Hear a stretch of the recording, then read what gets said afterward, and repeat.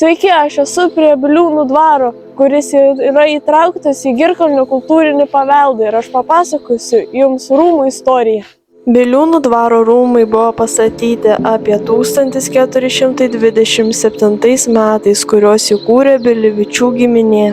Ant Šaltonos upelio kranto jau 16–18 amžiui stovėjo medinis dvaro pastatas, 18 amžiui ant išlikusių jo rūsių pastatyti vieno aukšto mūriniai rūmai. Rašytiniuose šaltiniuose Biliūnų dvaras pirmą kartą buvo paminėtas 1592 metais. Bilivičiūtės sūnus 1763 metais dvarą dovanojo sesers sūnui Antanui Gelgaudui.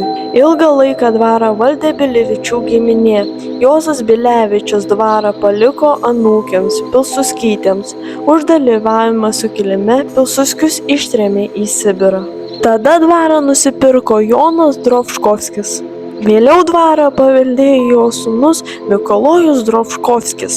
1925 metais jis dvarą perleido savo dukters Elenos vyrui Jonui Kaminskiui. Po kiek laiko Kaminskių šeima buvo ištremta į Sibirą.